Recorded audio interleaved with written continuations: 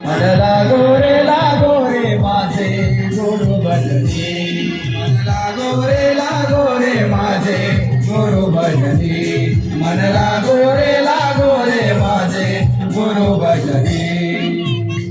नारायण नारायण नारायण.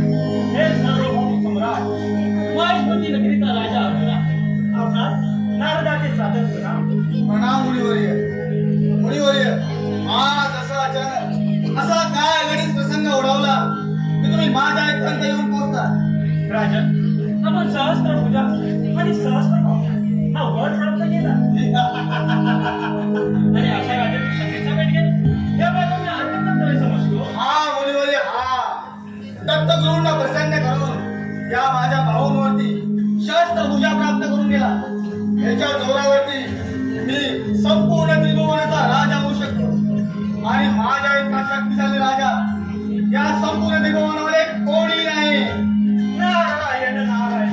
राजा, आपण खरोखर शक्तिशाली झाला, परंतु या पृथ्वी तलावर अजून हा शक्तिशाली राजा आहे. त्याचा पराभव कोणीही केला नाही आणि करू शकला नाही. राजन, जर आपण त्याचा पराभव केला तर तर काय मुनिवर्य, कोण आहे असा राजा? त्याचं नाव फक्त मला तुम्ही सांगा. त्याचा पराभव हा शस्त्र अर्जुन करेल. राजन, त्या राजाचं नाव आहे लंकापती नगरीचा राजा रावण. काय? लंकेचा राजा रावण? हो राजन. ठीक आहे मुनिवर्य, या आपण. ठीक आहे राजन.